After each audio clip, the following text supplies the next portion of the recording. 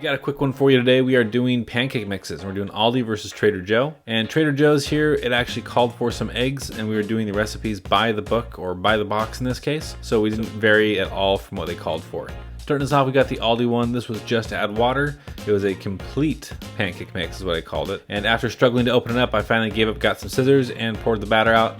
It tasted like pancake mix. It would look like anything else. Honestly, you probably have very similar things to the Krusties here. And then compared to Trader Joe's, they actually called for some eggs, so we ended up spending quite a bit more money to get those eggs as well, even though the boxes were a pretty similar price.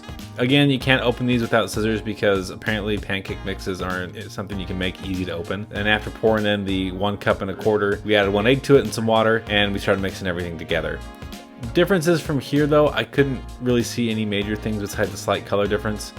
Taste-wise, the batter just tasted like flour and sugar together, and can't really mess that up, to be honest. Mixing the water though, there was pretty big difference. You could tell that the Trader Joe's had a really good ratio there, even though I mixed it in the world's tiniest bowl. Whereas the Aldi one, I don't know if it was just my method or just how it turned out, but it was a lot thicker, and it felt like the activating the rising agent in there kind of made it raise too quickly and get a little too stiff.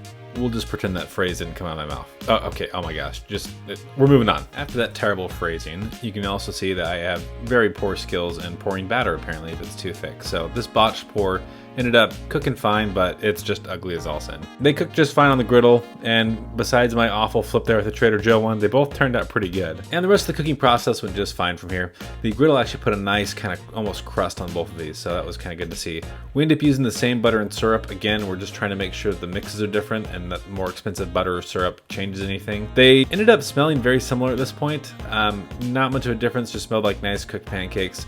Cutting into them, you can see that the Aldi one is quite a bit fluffier. The Trader Joe one was a little bit flatter, and you may like the Aldi one more if you like that really fluffy, airy pancake.